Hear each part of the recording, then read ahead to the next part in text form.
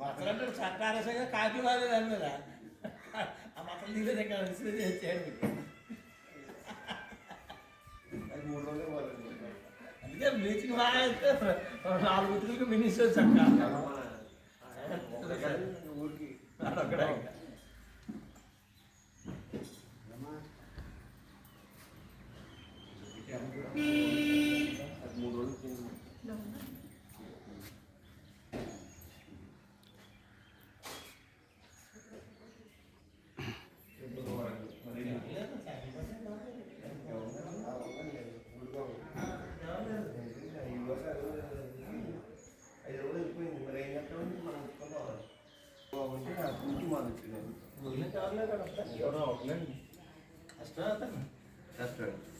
కాదు వెళ్తే వారానికి 15 రోజులు జరుగుతుంది.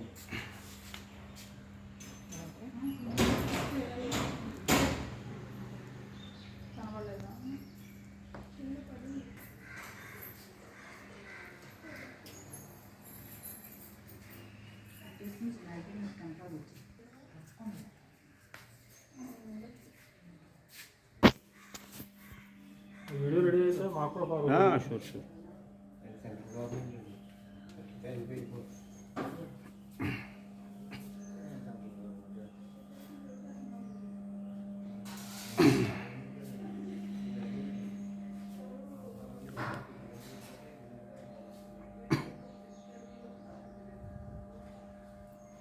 శ్రీ గురుభ్యో నమః. శ్రీమాత్రే నమః. విశ్వకర్మ పీఠం యూట్యూబ్ ఛానల్ ప్రేక్షకులందరూ కూడా స్వాగతం పలుకుతూ ఈరోజు ఆధ్యాత్మిక పర్యటనలో భాగంగా మరి కుండలేశ్వరం స్వామివారి యొక్క దేవస్థానంలో విశ్వకర్మ పీఠం యూట్యూబ్ ఛానల్ పర్యటిస్తూ ఈ యొక్క క్షేత్రానికి సంబంధించినటువంటి విధి విధానాలను, ఈ క్షేత్రం అనేది ఎప్పుడు ఏర్పడింది, అలాగే ఇది ఎలా దర్శించాలి అనేటువంటి విషయాలను స్థానిక అయినటువంటి ఆచార్యులు పూజారి గారిని అడిగి విషయాలు తెలుసుకునేటువంటి ప్రయత్నం చేద్దాం. ఇది స్వామివారి యొక్క క్షేత్రం గురించి అనేక కథనాలు వినిపిస్తూ ఉన్నాయండి. అందువల్ల ఈ యొక్క క్షేత్ర మహత్యాన్ని తెలుసుకుంటాకు మేము గుంటూరు జిల్లా నుంచి విశ్వకర్మ పీఠం యూట్యూబ్ ఛానల్ అనేది మేము రావడం జరిగిందండి. అలాగే ఈ క్షేత్రానికి సంబంధించినటువంటి పూర్తి వివరాలు మా ప్రేక్షకులు తెలియజేయవలసిందిగా కోరుచున్నామండి. తమరి పేరండి? తమరి పేరు? నా పేరు కామేశ్వరరావు అండి. ఓకే. మా ఇంటి పేరు కాళ్ళకూరు కామేశ్వరరావు. ఓకే. మేము దేవాలయం స్వామివారికి ఒక 5 తరాల నుంచి స్వామివారికి సేవ అందిస్తున్నాం. పూరీషులు ఈ ఊరు ఇల్లరకం వచ్చారు. అప్పటి నుంచి కూడా దేవాలయాన్ని సంస్కృతం చేస్తూ ధరిస్తున్నాం. ఓకే. మా స్వామివారి పేరు కుండలేశ్వర స్వామి. ఈ గ్రామం పేరు కుండలేశ్వరము. ఇక్కడ ప్రవహించే నది పేరు వృద్ధ గౌతమి గోదావరి. ఈ వృద్ధ గౌతమి గోదావరికి సముద్రుడు ఎదురొచ్చి 2 కుండలాలు బహుమతిగా ఇచ్చాడు. కుండలం అనగా గోదావరి పేరు వృద్ధ గౌతమి గోదావరి. ఈ వృద్ధ గౌతమి గోదావరి సముద్రుడు ఎదురొచ్చి 2 కుండలాలు బహుమతిగా ఇచ్చాడు. ఇస్తే గోదావరి సముద్రుడి నాదా నాకు బహుమతిగా ఇచ్చారు, మీరు పెట్టుకోమని. నేను పెట్టుకోవడం కాదు, మనిద్దరము కలిసిన ప్రాంతం ఈ ప్రాంతము. మనిద్దర జ్ఞాపకార్థం, లోక కళ్యాణార్థమై మానవులు పూజ చేసుకోవడం కోసం ఒక కుండలాన్ని నది ఒడ్డున, 2వ కుండలాన్ని నదీ గర్భంలో ప్రతిష్ఠ చేయమని కోరింది. ఆ విధంగా ఆయన ప్రతిష్ఠ చేశాడు. చేసిన నదిలో స్నానం చేశాడు. చేయగానే వృద్ధాప్యం పోయి యవ్వనమసి వచ్చింది. ఈ క్షేత్ర మహత్యం ఏమిటి అంటే వృద్ధులు కూడా, ముసలివాళ్ళు కూడా ఈ క్షేత్రంలో స్నానం చేయడం వల్ల యవ్వన వయసు వస్తుంది అనేది ఈ క్షేత్ర మహత్యం. ఇది గౌతమి గ్రంథంలో 103వ అధ్యాయంలో 15వ శ్లోకంలో చెప్పబడుతోంది. అంతేకాకుండా బ్రహ్మాండ పురాణం తెలియజేస్తోంది. బ్రహ్మదేవుని అడిగట్టు నారదుడు, తండ్రి గారు ఈ భూమండలం మీద చాలా పుణ్యక్షేత్రాలు ఉన్నాయి. నదీ తీర ప్రాంతంలో అనగా నది ఒడ్డున ఏమైనా క్షేత్రం అంటే చెప్పండి. ఆ స్వామి దర్శనం చేసుకుని వస్తాడు గట్ట నారద మహర్షి. అప్పుడు బ్రహ్మదేవుడు ఈ కుండలేశ్వర క్షేత్రం అని చెప్తున్నాడు. అనంతం కుండల ఫలం, నదిలో స్నానం చేసి దర్శనం చేసుకుంటే అనంతం, అంతా ఇంత అని వర్ణించలేము, కోటి రెట్టు ఫలితం వస్తుంది అని చెప్పగా నారదుడు వచ్చి నదిలో స్నానం చేసి నదిలో ఉన్న కుండలేశ్వర స్వామి అభిషేకం చేసుకుని మళ్ళా పైకి వచ్చి ఈ స్వామి కూడా పూజ చేసుకున్నాడు నారదుడు అని చెప్పి మనకు బ్రహ్మాండ పురాణం తెలియజేస్తోంది. ఇవన్నీ కూడా పురాణాలు. మానవులెవ్వరూ కూడా ఈ భూమి మీద సంచరించకముందు జరిగిన విషయాలు. మానవులు ఎవరైనా సంచరించే టైంలో ఈ క్షేత్రమైన విశేషాలు ఉన్నాయా అని తెలుసుకోవాల్సి వస్తే భక్త మార్కండేయుడు మన మానవుడు 4వ శతాబ్దం వాడు, ఆయుష్ 16 సంవత్సరాలు. ఆయన 13 ఏటనే భారతదేశంలో ఉన్న క్షేత్రాన్ని దర్శనం చేసుకుంటూ ఈ నదిలో స్నానం చేసి స్వామివారి దర్శనం చేసుకుని ఆఖరిన ఆయన హిమాలయాలు చేరుకుని హిమాలయాల్లో తపస్సు చేసుకుంటున్నాడు. ఈ లోపల యమధర్మరాజు తీసుకెళ్లే ప్రయత్నం చేస్తున్నాడు. అప్పుడు శివలింగాన్ని పట్టుకుని కొన్ని పాటలు పాడాడు మార్కండేయుడు. వాటిని చంద్రశేఖర అష్టకాలు అంటారు. అందులో మా కుండలేశ్వర స్వామి గురించి ఈ శ్లోకాన్ని స్తుతించారు. కుండలీకృత కుండలేశ్వర కుండలం వృషవాహనం. కుండలాకారంలో ఉన్న ఓ కుండలేశ్వర స్వామి. చూడండి, లింగం చాలా చోట్ల లింగాలు గుండ్రంగా ఉంటాయి. ఇక లింగం చూడండి ఎలా ఉందో, ఈ పక్క పల్లంగా ఉండే గోడుగా ఉంది. ఇది లింగం అనమాట, చూపెట్టిన పోగు. కుండలము కుండలేశ్వరుడు అంటున్నాడు ఆయన. కుండలాకారంలో ఉన్న ఓ కుండలేశ్వర స్వామి వృషవాహనుడవై అనగా నందివాహనుడవై ఈ ప్రాంతంలో ఉన్నావయ్యా. నారదాది మునీశ్వర స్తుత వైభవం భువనేశ్వరం. నారదుడు, మునీశ్వరులు, యోగులు వచ్చి స్నానం చేసి నేను పూజ చేసుకున్నారు.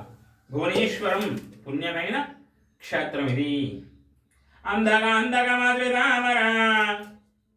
అంధకాంతుడనే రాక్షుడు ఒక ఆనుగుటైలో శివభక్తులందరూ చంపేస్తున్నప్పుడు, ఓ కుండలేశ్వర, నీ భక్తును కాపాడుకోవడం కోసమని గతంలో అంధకాంతుడనే రాక్షసును సంహరించావు.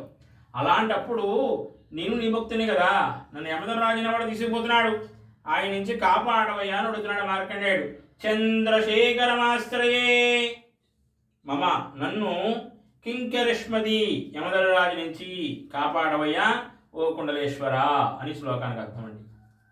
అంతేకాకుండా 8వ శతాబ్దంలో ఆదిశంకరాచార్య వారు నడిచే దేవుడు అని పేరు. ఆయన కూడా భారతదేశంలో ఉన్న క్షేత్రాలను దర్శనం చేసుకుంటూ నదిలో స్నానం చేసి స్వామివారిని దర్శనం చేసుకుని వెళ్ళారు.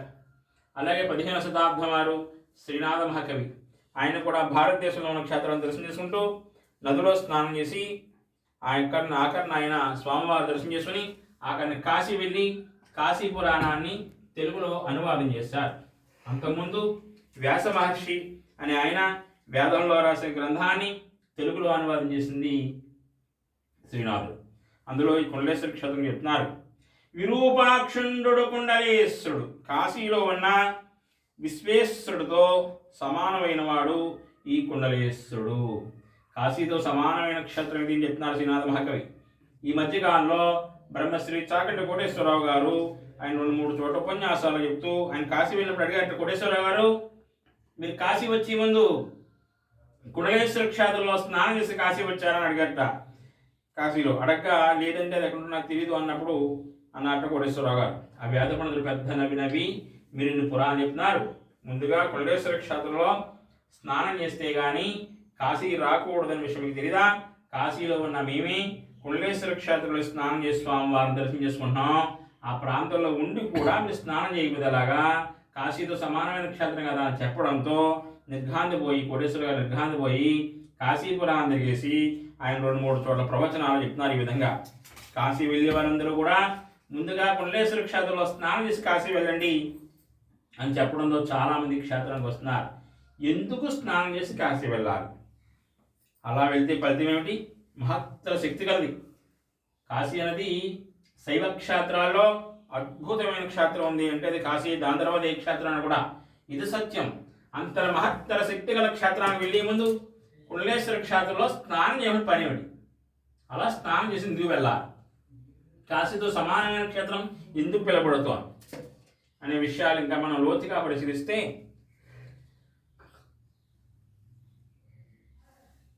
కాశీ కోటేశ్వరరావు చెప్పినట్టు కానీ కాశీ వెళ్ళే వారందరూ వచ్చి ముందుగా కుండలేశ్వర క్షేత్రంలో స్నానం చేసి కాశీ వెళ్ళారు అనుకోండి అని చెప్పినట్టుగా వెళ్ళగానే ఏం చేస్తారంటే అక్కడ గంగలో మునుగుతారు.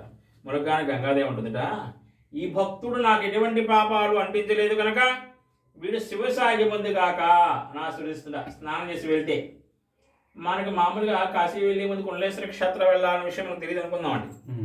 మామూలుగా వెళ్ళాం, అవునండి. వెళ్ళగానే కాశీలో వెళ్ళగానే గంగలో మునగగానే మన పాపాలను కూడా కడిగేస్తుండగా అయిపోయి ముచ్చుల్లా పైకి తీలాం. అంటే పాపాన్ని కూడా గంగలో వదిలేసాం. ఈ పాపాన్ని కూడా గంగాదేవి కంటుకొని ఆవిడ హంస రూపం వల్ల అనగా తెల్లటి రూపం వల్ల నల్లగా అయిపోతున్న సాంద్రుడికి అనగా కాకి రూపం ధరిస్తుట. ఆ కాకి రూపం పోవడం కోసమని రాత్రి వేళడు కాకి రూపంలో వచ్చి కుండలేశ్వర క్షేత్రంలో స్నానం చేసి మర్నాడు అక్కడ హంస రూపంలో ఉద్భవిస్తుంది కాశీపురాన్ని చెప్తోంది. అదే ప్రతి భక్తుడు స్నానం చేసి వెళ్తే ఆ తల్లి ఎప్పుడు హంసరూపం అలాగే ఉంటుంది. వెళ్ళిన ప్రతి భక్తుడిని కూడా వీడు శివసాచి పొందుగాక అని ఆశీర్వదిస్తుంది. ఇది కుండలేశ్వర క్షేత్రం నుంచి కాశీలో చెప్పిన మాట. ఏంటి క్షేత్రంలో అంత మహిమేముంది? ఈ ప్రాంతంలో మామూలుగా ఉన్నది గోదావరి, ప్రతి చోట ఉంది గోదావరి. మహారాష్ట్రలో నాసికత్రి ఎంపకంలో బయలుదేరిన గోదావరి. ఉభయ గోదావరి జిల్లాలు అంటే కొవ్వూరు అనే ప్రాంతంలో వచ్చిన మొట్టమొదటిగా ఆ ప్రాంతంలో సప్త మహర్షులు ఉన్నారు. సప్తపాలి విడదీసుకుంటూ వెళ్ళారు.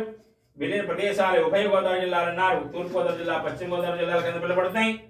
భారతదేశంలో ఏ నదికి లేని పవిత్రత ఈ నదికి ఉంది అంటున్నారు. నదిలో స్నానం ఉభయ గోదావరి జిల్లాలో కానీ భారతదేశంలో నదుల్లో కానీ తీర ప్రాంతాల్లో అంటే సముద్రుడు గోదావరి కలిసిన ప్రాంతాల్లో కానీ ఎక్కడా లేని పవిత్రత ఈ కుండలేశ్వర క్షేత్రంలో ఉంది అని శ్రీనాథుడు భీమకంలో చెప్తున్నాడు. స్నానార్థ దర్శనాథ్, నదిలో స్నానం చేసి దర్శనం చేసుకున్నా, స్నానాదు దానాదు, స్నానం చేసిన దానం చేసిన, స్పర్శనార్థ దర్శనాథ్, కనీసం గోదావరి నీళ్లు చల్లుకుని స్వామివారి దర్శనం చేసుకున్నా 1,000,000 యజ్ఞ పుణ్యమలేదు అనగా 10,000 గోవులు దానం చేసిన ఫలితం వస్తుంది అని చెప్తున్నాడు. ఇటువంటి ఫలితం ఏ నదికైనా ఉందా అంటే నెల్లాళ్ళు గంగలో స్నానం చేస్తే ఉంటుంది, లేకపోతే 12 సంవత్సరాల వచ్చే పుష్కర స్నానం వల్ల ఉంటుంది. ఒక పుష్కర స్నానం నెల్లాళ్ళు గంగా స్నానం సమానం. ఇక్కడ ప్రతి నిత్యము కూడా నీళ్లు చల్లుకున్న దర్శనం చేసుకున్నా కూడా ఉంది. ఏముంది ఇందులో? పుష్కరాలంటే 11 నదులు వచ్చి ఒక నదులు కలిసిందని పుష్కరము అంటారు. అంటే అప్పుడు ఎవరుంటారు నదిలో? సదాశివుడు, త్రిమూర్తులు, 3 దేవతలు, పితృదేవతలు ఉంటారు నదిలో. అప్పుడు పుష్కరుడు అనేవాడు ఉద్భవిస్తాడు. అది గురుడికి గోదావరి అనుకోండి, గురుడు సింహరాశిలో ప్రవేశించినప్పుడు పుష్కరుడు అనేవాడు ఉద్భవిస్తాడు. అది పుష్కరాలు. అలా ప్రతి నదికి పుష్కరాలు వస్తాయి. అప్పుడు స్నానం చేసే ఫలితం 1,000,000 యజ్ఞ పుణ్యఫలేత్ అనగా 10,000 గోవులు దానం చేసిన ఫలితం వస్తుంది అని చెప్పినాడు. అటువంటి ఫలితం ఇక్కడ ఉంది అన్నారు. ఎందువల్ల? నదులు అనగా ఆడవి, సముద్రుడు అనగా మగవాడు. నదులు ఎక్కడెక్కడ ప్రవహించినా అన్ని నదులు వచ్చి సముద్రం కలుస్తారు. ఎక్కడెక్కడ ప్రవహించినా కూడా ఈ ప్రాంతంలో వచ్చిన గోదావరి సముద్రుడు ఏ పోయిన కింద రోజు 2 కుండలాలు బహుమతి ఇచ్చినప్పుడు నాథ పంచభూతాలు ఉన్నంతలో కూడా సదాశివుడు, త్రిమూర్తులు, 3 దేవతలు, పితృదేవతలు నదిలో ఉండాలి. మనం కూడా వారితో పాటు ఈ ప్రాంతం నివసిస్తూ ఉండాలని కోరింది. అందుకు ప్రతి నిత్యము కూడా సముద్ర ప్రాంతం వస్తూ వెళ్తూ ఉంటాడు. ఆయన వచ్చినప్పుడల్లా ఇక్కడ నీళ్ళు ఉప్పగా ఉంటాయి, ఆయన లేనప్పుడల్లా నీళ్ళు చప్పగా ఉంటాయి. ఇవి ఎక్కడైనా జరిగేదే. పోటుపాటలు చెప్పి సముద్రుడు గోదావరి కలిసి ప్రాంతాలన్నమాట. పోటుపాటలకి సముద్రం వస్తూ వెళ్తూ ఉంటాడు. ప్రతి తీర ప్రాంతాల్లోనూ జరిగేది ఇది. కానీ ఇక్కడ విశేషం ఏంటంటే ఆ రోజున సముద్రుడికి 2 కుండలాలు బహుమతిని అడిగింది. నాథా నీ భార్యలందరితో పాటు వచ్చి ప్రాంతంలో ఉండాలి. పంచభూతాన్నంతరూ కూడా సదాశివుడు, త్రిమూర్తులు, 3 దేవతలు, పితృదేవతలు నదిలో ఉండాలి. వారితో పాటు నువ్వు కూడా నివసిస్తూ ఉండాలి. అందుకు ప్రతి నిత్యం ఆయనలో కలిసి నదులన్నీ కూడా భారతదేశంలో తిరిగి నదులన్నీ కూడా సముద్రం కలుస్తారు. వాళ్ళందరూ కూడా ఈ ప్రాంతం వస్తారు, నదిలో స్నానం చేస్తారు, నదిలో ఉన్న కుండలేశ్వర స్వామి అభిషేకం చేసుకుంటారు. ఇక్కడి నుంచి వెళ్ళిపోయేటప్పుడు లేకుండా పాపాన్ని కూడా తనతో పాటు తీసుకుపోతూ ఉంటాడు. అప్పుడు ఏమైందండి? పుష్కర ఫలితమైంది, అంటే స్నాన ఫలితమైంది. నీళ్లు జలుకున్నా కూడా వస్తుందంటున్నారు. మనకు కనపడే నదులు 12. కనపడే నదులు 3,400 కోట్ల నదులు ఉన్నాయని, భూ అంతర్భాగంలో ప్రవహిస్తున్నాయని ఋషులు చెప్పే మాట. భూ అంతర్భాగంలో జలాశయ రూపంలో ప్రవహిస్తుంటాయి. ఇవన్నీ కూడా ఎక్కడెక్కడ ప్రవహించిన నదులు సముద్రం కలుస్తారు. భర్తతో పాటు భార్యలు అందరూ వచ్చి నదిలో స్నానం చేసి నదిలో ఉన్న కుండలేశ్వర స్వామి అభిషేకం చేసి వెళ్తుంటారు. అంత విశేషమైనది. స్వామివారి దర్శనానికన్నా ఎక్కువ ప్రాముఖ్యత నదీ స్నానం ప్రాముఖ్యత. నీళ్లు జల్లుకుని దర్శనం చేసుకున్నా కూడా మోక్షం సిద్ధిస్తుంది. కాశీ వెళ్ళేది ఎందుకంటే మోక్షాన్ని పొందడం కోసం, అంటే మన మరణం అనంతరం మరొక జన్మ లేకుండా శివ సాధ్యం పొందడం కోసం వెళ్ళేది కాశీ. అలా పొందాలి అంటే ముందుగా కుండలేశ్వర క్షేత్రంలో స్నానం చేసి వెళ్ళాలి. వెళ్ళలేని వాళ్ళు అంటే ఆర్థికంగా కానీ ఆరోగ్యరీత్యా కానీ కాశీ వెళ్ళలేని వాళ్ళు ఈ కుండలేశ్వర క్షేత్రం వచ్చి నదిలో స్నానం చేసి దర్శనం చేసుకుంటే కాశీ వెళ్ళిన ఫలితాన్ని దక్కించుకుంటున్నారు. అంత అద్భుతమైన క్షేత్రం ఈ కుండలేశ్వర క్షేత్రం. సర్వే జన సుఖినో భవంతు. ఓం శాంతి శాంతి శాంతి. చాలా సంతోషం అండి. విశేషమైనటువంటి పర్వదినాల్లో ఇక్కడ స్వామివారికి జరిగేటువంటి అర్చనలు ఏమైనా ఉన్నాయా? స్వామివారికి రేపు వచ్చే మాఘశుద్ధ ఏకాదశికి 5 రోజుల కళ్యాణం జరుగుతుంది. అదేవిధంగా మహాశివరాత్రి విశేషమైన భక్తులు వచ్చి నదీ స్నానం చేసి స్వామివారి దర్శనం చేసుకుంటారు.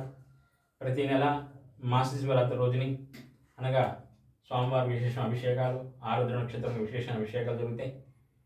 ప్రతి నెలలోని అమావాస్య ముందు వచ్చే త్రయోదశి అంటే ప్రదోషకాల సమయంలో ఉదయం పూట స్వామివారికి అభిషేకాలు, సాయంత్రకాలం టైంలో అంటే ప్రదోషకాల టైంలో నందీశ్వరుడికి అభిషేకం. ప్రతి నెల కూడా పౌర్ణమి ముందు వచ్చే త్రయోదశికి, అమావాస్య ముందు వచ్చే త్రయోదశి కూడా నందీశ్వరుడు అభిషేకం జరుగుతుంది. ఇది విశేషం. నిత్య అభిషేకాలు జరుగుతూ ఉంటాయి. కార్తీక మాసం నెలలు కూడా సామూహిక లక్ష బిలవార్చన కార్యక్రమాలు లాంటివి మమ్మల్ని విడిగా చేయించుకునేవారు చేయించుకుంటూ ఉంటారు. కార్తీక మాసం నెలలు కూడా అన్న సమారాధన కార్యక్రమం కూడా జరుగుతూ ఉంటుంది. విశేషంగా భక్తులు ఇక్కడ దహన కార్యక్రమాలు అవుతాయండి. చుట్టుపక్కల ఒక 60-70 గ్రామస్తులు ఇక్కడ నిత్యం కూడా 2-3 దహన కార్యక్రమాలు జరుగుతూ ఉంటాయి. ఎక్కడెక్కడ నుంచో తీసుకొస్తూ ఉంటారు. పిచ్చి విధులు పెడుతూ ఉంటారు. తర్పణాలు వెళ్తూ ఉంటారు. తర్పణాలు అలాగే పిండ ప్రదానాలు, అస్తులు గెలిపేవాళ్ళు. విశేషంగా ఇక్కడ మాకు గోదావరికి భవిష్యత్తులో 2027 జూలై నెలలో వచ్చే పుష్కరాలకి ప్రభుత్వాలు మీ ద్వారా ప్రభుత్వాన్ని తెలియజేస్తున్నాను ఏమిటంటే మాకు పుష్కర ఘాట్లు ఇంకా పెద్దగా చేయవలసి ఉంది. అక్కడ బాత్రూమ్స్ వచ్చిన భక్తులకి ఎటువంటి అసౌకర్యాలు లేకుండా బట్టలు మార్చుకోవడానికి అవుతాయండి. సెప్టిక్ ట్యాంక్ ఇవి కట్టించి చేయవలసింది కోరి ప్రార్థిస్తున్నాం. ఇక్కడ వచ్చిన భక్తులు దహన కార్యక్రమాలు చేసుకోవడానికి శ్మశాన వాటికలు కావాల్సి ఉన్నాయి. ఈ పక్కన 2 బెడ్లు, ఆ పక్కన 2 బెడ్లు కావాలి. అదేవిధంగా మాకు ఇంకా ఇక్కడ పిండ ప్రదానం చేసుకోవడానికి వాళ్ళకి సీట్లు కావాలి. అటువంటివి నిర్మించాలని చెప్పి మరి అనుకుంటున్నాం. భక్తుల ద్వారా కానీ ప్రభుత్వం ద్వారా కానీ ఇవి జరిగేలా ఆశిస్తున్నాం. మీ ఛానల్ ద్వారా ఈ విషయం ప్రభుత్వానికి, భక్తులు కూడా వెళ్తే ఎవరైనా దాతలు ముందుకు వస్తే మేము వాళ్ళకి సహకరించి ఇక్కడ ఏం చేయాలన్నది చేస్తాం. సర్వే జన సుఖినో భవంతు.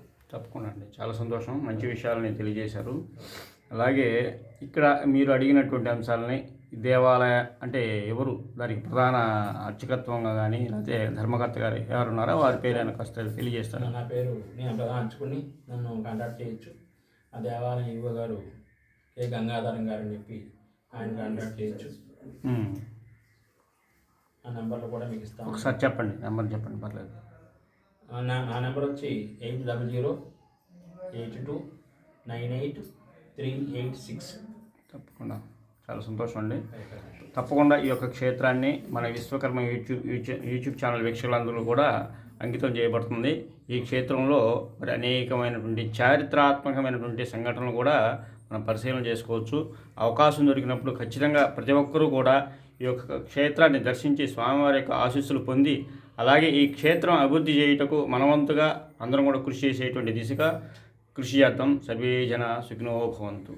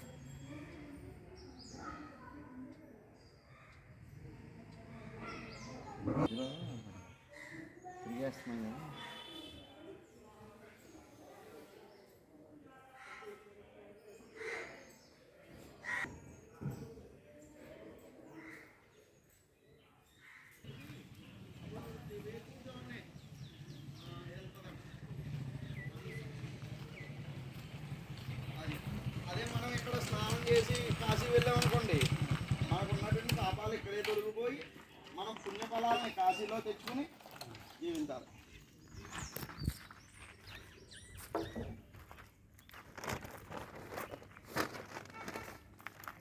ఆ పుణ్యం అంతా కూడా అప్పుడు వస్తుంది. మల్లేశ్వరం అండి, ఆ పార్వతీ కుండలేశ్వర స్వామివారు దర్శనార్థమై వచ్చినాము. ఈ గంగానది స్నానం చేయడం వల్ల మనం ఒక కాశీలో స్నానం చేసేటువంటి విశేష ఫలితం కలుగుతుంది. అలాగే ముందుగా కాశీ వెళ్ళే వాళ్ళందరూ కూడా ఇక్కడికి వచ్చి మన చాగంటి వారు చెప్పిన పరంగా ఏమిటంటే, కాశీ వెళ్ళే వాళ్ళందరూ వచ్చి ఈ కుండలేశ్వర స్వామివారి ఆలయ సన్నిధిలో గౌతమి నదిలో స్నానం చేసి పార్వతీ కుండలేశ్వర స్వామివారిని దర్శనం చేసుకుంటే, కాశీలో ఎలాగైతే మనం గంగా స్నానం చేసి విశ్వేశ్వర స్వామివారిని దర్శనం చేస్తామో అంతటి పుణ్యఫలాన్ని ఆ స్వామివారు ఇస్తారని చెప్పేసి చాగంటి కోటేశ్వరరావు గారు మనకి ప్రవచనాల్లో చెప్పి ఉన్నారు. అలాగే ఈ పార్వతీ కుండలేశ్వర స్వామివారు నారదుడు వచ్చి ఇక్కడ తపస్సు చేసినటువంటి ఆ పురాణాలు కూడా మనకి చెప్తున్నాయి. అలాగే మార్కండేయుడు కూడా ఆ స్వామివారిని ప్రార్థన చేసినట్టు చెప్తున్నాయి. అలాగే ఆ స్వామివారు కుండలేశ్వర స్వామివారు కుండల ఆకారంలో, కవచ కుండలాలు ఉంటాయి కదండి, ఆ కుండల ఆకారంలో స్వామివారు మనకి దర్శనం ఇస్తారు. అలాగే ఒక కుండలం వచ్చేసి ఈ పార్వతీ కుండలేశ్వర స్వామివారు ఎలా వెలిసారంటే, ఆ నదీ గర్భంలో గౌతమి నది ఈ ప్రాంతానికి వచ్చే కొద్ది వృద్ధ గౌతమి అయిపోయిందటండి. ఆ వృద్ధ గౌతమి కింద ఉన్నటువంటి కుండలాల్లోకి వెళ్ళిపోయిందట ఆ నది.